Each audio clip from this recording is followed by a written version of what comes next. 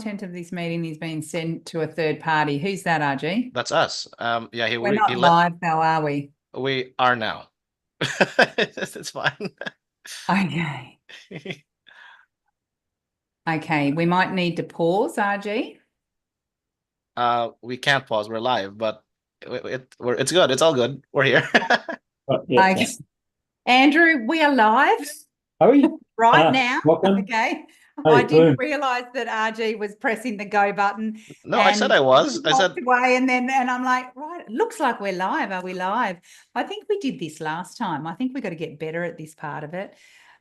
So 7 o'clock there in the UK. Thank you for getting up super early for me, Andrew, and coming and talking about something that I think what you were sharing with me was around this leading under pressure.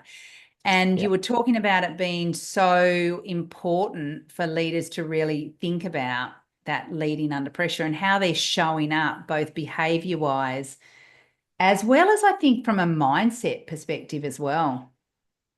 Yeah, I mean, we're sort of a good reference would be to go back and watch the last Leadership Lounge we did, because we were talking about leading under different circumstances, right? And I remember making this point that people say, yeah, I'm a leader of a business, I'm a leader of this, all situations are the same. And what I've observed, and you know, I wish I came up with this, but there's a lot of research that shows that you often are required to lead under different circumstances, right? Particularly the one that has fascinated me right from when we were at uni together, right, is where do people go under pressure? And that one of the parts of my degree was abnormal psychology. I've still got the book, which I do too. I do too. Yeah. I look at it all the time, right? Yeah. Do you? Right. Yeah. And I was fascinated. It's right there. I could reach out and just grab it right now. But I mean, the thing that got me, Kylie, is I was fascinated by high dysfunction, right? And where do people go under the worst circumstances? Where do people voluntarily take themselves? Where do people go under pressure? Just emotional pressure, right? Where do they go? And I did an internship in a rehab clinic. So you're sort of seeing people at their very worst. That was one thing I nominated to do when I did my degree.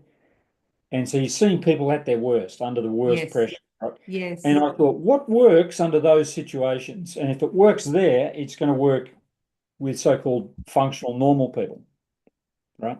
So when I graduated, one of the first things I started doing was I started working with leaders in life and limb situations, right? So on a good day, like take the mining industry, for example, right? In Australia, big mining industry. So in Australia, if I'm leading someone and on a good day, when something goes wrong, someone gets injured, right? On a bad day, somebody dies. Yeah. And I work in life and limb industries like medical, military, that sort of stuff, right? Yeah. And I was thinking, where do people go under pressure? That's what I wanted to explore, because right now I'm doing non-executive director work where I'm working with people who are under an immense amount of pressure. Could just be financial pressure, could be the pressure of doing a turnaround or a realignment or a startup, right? What's your thoughts? I'm interested in this in a couple of ways, and I might just also preface it with saying that we often assume, and I talk about this in this book that I'm currently writing at the moment, which you will learn all about shortly, but we often assume that when we're under pressure and our response, whether it be good or bad, is who we really are as a person. And I just want to reiterate to everyone that's listening, that is not the case, okay? There are so many external variables that we have to consider that might be going on that made me react that way. I might not react that way in another situation if I didn't have all of those other variables. So I don't think we can look at people and go, oh, right, that's the type of person you are when you lead under pressure, because I don't think it is always the case. So that's probably what I'd like to say in that situation. Yeah. And again, what we were talking about last time was that different situations will elicit different responses. Different responses, yeah. And where you get a mismatch is where you'll say, oh yeah, I'm a visionary, I've got great ideas, but the task at hand is a turnaround. Yeah, yeah. Right? So it's just I'm not skilled in that. And it's to recognize, that was what I got fascinated. What's the scenario you've walked into? What's the situation? What's what I call the leadership remit? What's required of me? Yeah. Do you want me? I'm going to share my screen because I remember when we had Dr. Arn Tran on the on our lounge, and he was sharing. So he's a emergency physician, and just let me know when you can see that.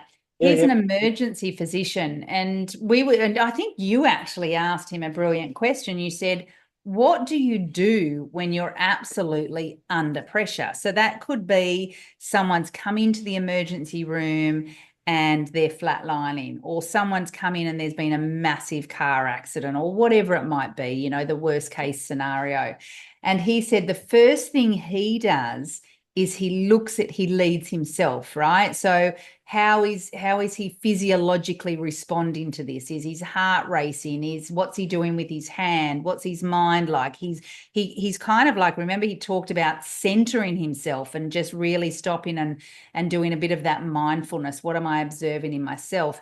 And I don't think this just applies in the medical industry, and I'm sure you would think this would be applying in others. But then the second thing he said, now I'm going to lead the situation.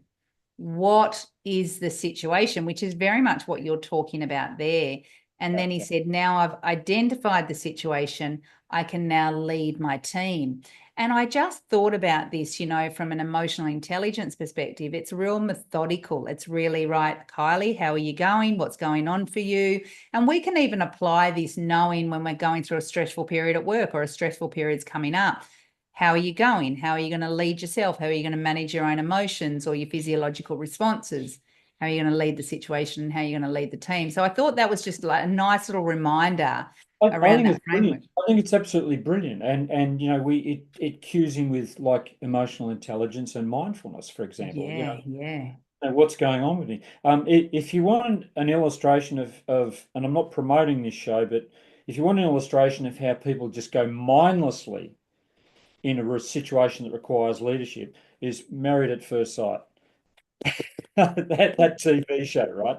And you just see couples under pressure, where do they go, right? Yeah. And it's almost like, you know, if they slowed down, they're constantly being told, slow down, listen, check in with yourself, what's going on for you before you react to the situation, right? Yes, yeah. I worked in aviation, where the number one thing is the number one tool in aviation is your awareness. And it starts with self-awareness. What's going on for me, right? Which is the foundation of emotional intelligence. Totally, yeah. What's going on for me, right? And then there's, if you like, situational awareness. What's happening around me? Which we've got leader situation. What's the situation I'm in? And response awareness is, what am I going to do? But you could say, well, I love that model that he talked about. Incredibly, he's from my hometown. I couldn't believe it. I know. I thought, hang on, I know where you Which work. I'm going there next week, actually, too. Oh, nothing bad, is it? No, it's great. I can't wait. Oh, you're going there to work with him? I'm going to South Australia next week, yeah. Right. All right. You're not checking into the hospital there. No, not to the hospital. No, absolutely not. Yeah, it's that thing of lead yourself. You know, it is that mindfulness stuff. And we know people who, the thing that I know, you know this about the brain is under pressure, the ability to stop and pause and go, what's actually going on for me, even if it's, wow, I'm feeling really upset about this, right? It's that emotional literacy. What this is how I'm feeling about it, right? And that requires you to acknowledge, oh, maybe I don't know everything that's going on, and that's where you make mistakes. Yeah, I think, you know, that lead self, one of the things that I often am thinking about is, for many leaders that are leading under pressure, is they're not identifying the triggers that might push them over. Okay, so So for example, over the next 6 weeks, we've got a massive amount of masterclasses that we're running. We're doing a national roadshow, and it's going to be a really, really busy 6 weeks. Yeah. So for me, some of the triggers that I've been aware of is, right, am I preparing? Am I planning? Am I prioritizing? Am I getting good sleep? Am I making sure I'm eating well, my nutrition, am I looking after myself in order to be able to go into some of these pressure situations? And I think for many leaders, they actually forget to do that. And then all of a sudden they react. Yeah. And that reaction actually might not be the reaction they wanted to do. You also had a guest on earlier, Sue Belton, right? And she was talking about a book, Screw Meditation, and her thesis is based on the idea that sometimes there are drivers that get you to just react a certain way, and you're not even aware. So her whole thing was getting her clients aware of what are the drivers at play. Yeah, right? Triggers, isn't it? And the five drivers. So for example, if you've got a driver of be strong, well, there's a high likelihood you're not going to delegate effectively, right? That because your whole thing is I've got to fix this myself, right? But I would argue at the back of that, when I was working with life and limb things, the first port of call is your self-awareness. What's going on for you, which is what Dr. Arn was talking about. Yeah. And he brings it right down to that visceral level of what's my heart doing? What are my hands doing? How am I moving? Yes. And I think, for leaders that are leading under pressure, one of the things that I'm often saying to them is there are tools and resources they should be pulling out of their toolbox, right? Such as the Ivy Lee method, such as the Eisenhower matrix, delegation, accountability, communication, right? There's all of these qualities and competencies they need to pull out, which is what we were talking about in the last Leadership Lounge. And really starting to go, right, I know I've got a pressure situation happening now or in the future. What are some of the things that I really need to be doing in order to manage this, right? This is not a surprise, especially with what you're talking about, life or limb, right? This is not a surprise, is it? That's reality. Well, it's a great word, surprise, because in my experience, I realized years and years ago, there's no such thing as all of a sudden in business. Rarely is there. Yes, it's gradual, isn't it? Yeah, usually you're getting a heads up, and the problem is, more often than not, you ignore that. So in industrial accidents, for example, when I'm talking to people about what happened, there was usually something they ignored. That when they reflect back, yeah, of course, this is what happened, right? Yes. Again, the thing is that self-awareness. It's that tuning into what am I feeling.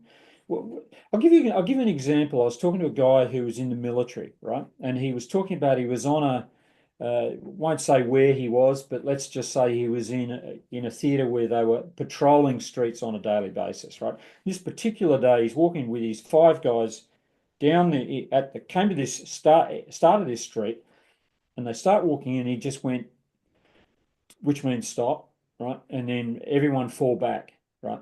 And so he got an award for that. And in his speech, he said, I was confident, I was certain, I was, the C's. He rolled out 3 C's, and his method of being a good leader was the 3 C's. And afterwards, people congratulating him.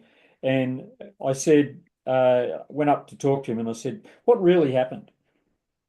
Tell me what really happened. I mean, the confidence and the competencies, that's just your training kicking in. But something made you stop. What was it? That's the awareness cut in, right? Yes. He said,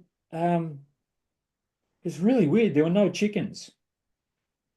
Yeah, And I right. said, how do you mean? He said, well, normally when we go down that street, there are chickens, right? Yeah. And he said, what was unusual was there were no chickens, right? So it was sort of something odd about this situation. And he said there was no washing.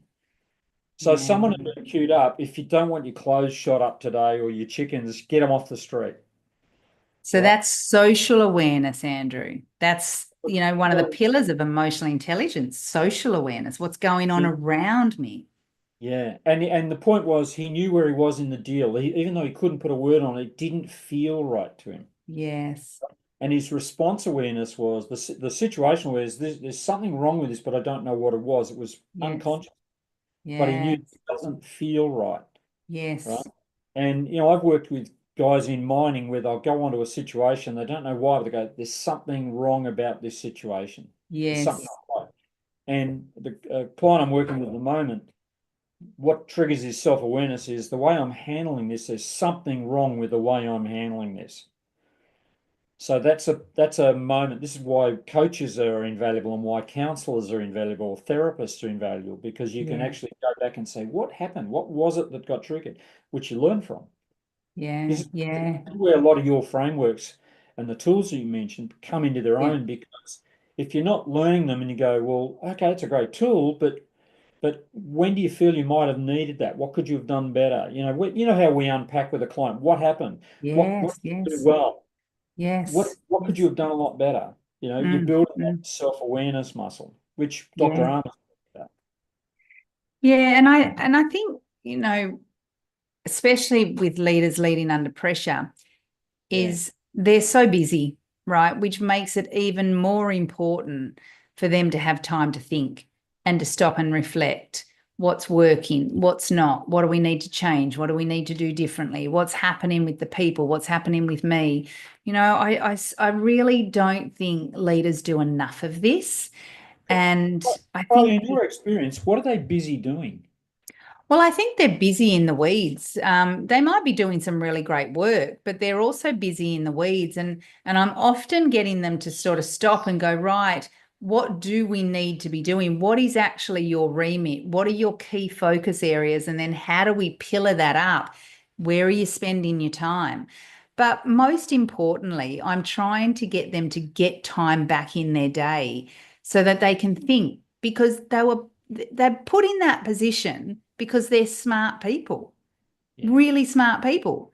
Yet, Yeah. if you don't actually take the time to think, you can't actually use your brain to that maximum, because we're just thinking of everything at little bits at time, as I'm walking to a meeting, or as I'm driving in the car, or as I'm in the shower, or doing those little tiny thinking, as opposed to that deep, deep thinking.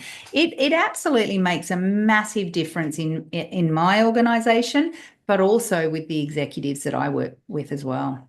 Yeah, and sometimes when I meet people, for example, I look at how do they present, right? Yeah, That's your typical therapeutic psychology. We were taught how does your client present to you, how they yeah, present. yeah, yeah, Taught. yeah, absolutely.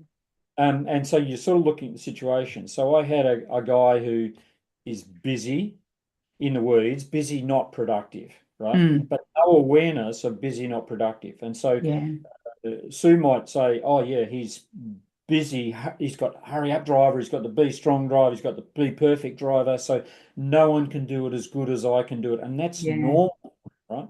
But when yeah, I look at this guy, massively overweight, comes in eating donuts. He's got coffee with lots of sugar in it. And yeah, probably in the last 5 years, I've become really interested in things like the relationship between hormones. And as you get older, your hormones change. yeah, Right? yeah, You don't have the bandwidth to cope with yeah, stuff. So you've got to get for smarter in sure. some aspect of your life, particularly when you're Yes. under pressure. Yeah.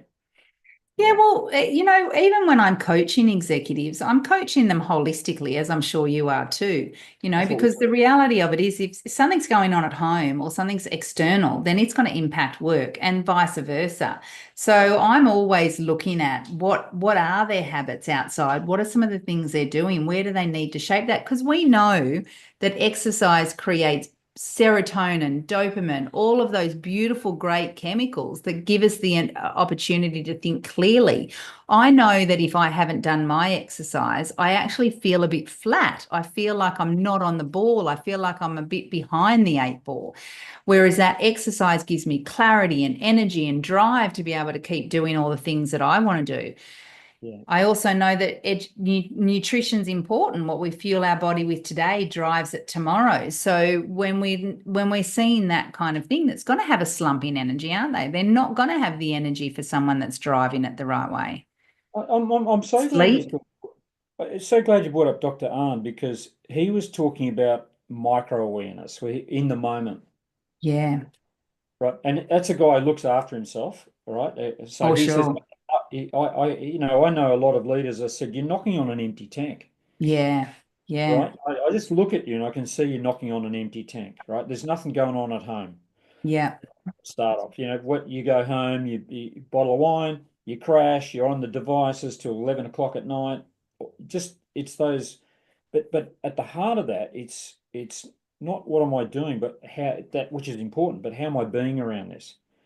Yeah. And his message was, well, how am I being around this situation I found myself? Well, at the moment, I'm just knee jerking everything. I'm overreacting, and it was in that Yeah. little microsecond. He gave an example of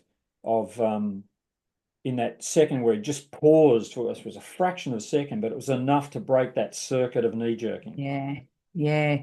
Do you know, one of the things that I'll often do with leaders that are leading under pressure is use a framework, another framework, which is the men's framework. So I'm going to talk about it from the men's perspective, like the men's model, not men as in guys.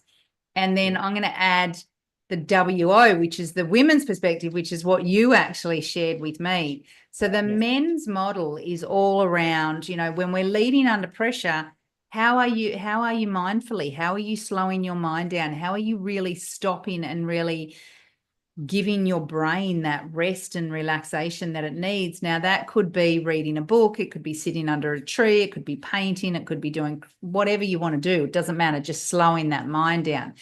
E is for exercise, right? How are you making sure that you've got the drive in your body in order to be able to give you the energy you need? N is nutrition. Yeah. S is sleep. And I remember you sharing the W and the O. And I think they're really important to make it that women's model. And that is, what's your water intake? And then O is oxygen. Are you breathing the right way? We know so many of us, especially when we go under pressure, is we breathe really shallow. So, often when I've got leaders that are leading under pressure, I'm actually not only looking at the tactical stuff that they need to be conscious of in their business, in their role, but I'm also looking at the practical person as a whole as well. Yeah. I like the first one, the one you mentioned about mindfulness, and it sort of raises a question for me, and particularly now I'm dealing with, we had a lot of people under pressure during COVID, for example, and coming out of that, and we've got an extraordinary situation here in the UK, and as you know, the US election is got a lot of people on hold because they're holding their breath to see what happens. Yes, well, right? yes, yeah. That they've sort of got that sort of going as well, but it's one I often talk to my leaders about is, can you be with this situation, right? Can you, or how can you?